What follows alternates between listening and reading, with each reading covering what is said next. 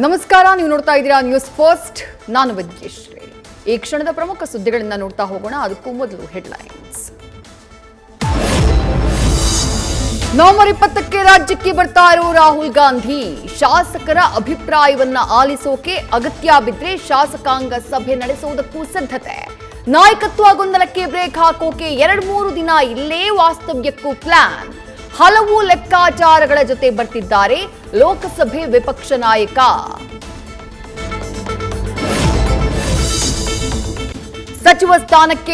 ಸಚಿವ ಸ್ಥಾನ ತ್ಯಾಗಕ್ಕೆ ಸಿದ್ಧ ಎಂದಿರುವ ಕೃಷ್ಣ ಬೈರೇಗೌಡರದ್ದು ಇದೆಯಾ ಭವಿಷ್ಯದ ಲೆಕ್ಕಾಚಾರ? ಡಿಕೆಶಿ ವೇಗಕ್ಕೆ ಬ್ರೇಕ್ ಹಾಕೋಕೆ ಸಿಎಂ ಬಣದ ಪರ್ಯಾಯ ನಾಯಕನಾಗ್ತಾರ? ಪ್ರಬಲ ಒಕ್ಕಲಿಗ ನಾಯಕನ ಫ್ಯೂಚರ್ ಪ್ಲಾನ್ ಏನು?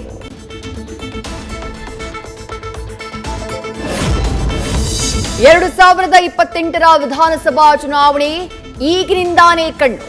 15 ದಿನಗಳ ನಂತರ ರಾಜ್ಯ ಪ್ರವಾಸಕ್ಕೆ ಎಚ್ಡಿಕೆ ಪ್ಲಾನ್.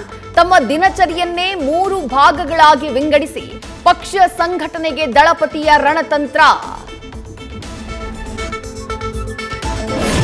ಮಗಳನ್ನ ವಿದೇಶದಲ್ಲಿ ಎಂಜಿನಿಯರಿಂಗ್ ಓದಿಸೋಕೆ ತನ್ನ ಬಳಿ ಬರ್ತಿದ್ದ ಗ್ರಾಹಕರಿಗೆ ಟೋಪಿ. ಕತೆ ಕಟ್ಟಿ ಕೋಟಿ ವಂಚಿಸಿರುವ ಟೈಲರ್ ಮಹಿಳೆ. ನಡು ರಸ್ತೆಯಲ್ಲೇ ಹೇಮಾವತಿ ಮೇಲೆ ಹಲ್ಲೆಗೆ ಯತ್ನಿಸಿದ ಸಂತ್ರಸ್ತರು. ಹಾಸನ ನಗರ ಪೆನ್ಷನ್ ಮೊಹಲ್ಲಾ ಠಾಣೆಯಲ್ಲಿ ದೂರು ದಾಖಲು. ನ್ಯೂಸ್ ಫಸ್ಟ್, ನಿರ್ಭೀತಿಯಿಂದ ನಿಮ್ಮ ಪರವಾಗಿ.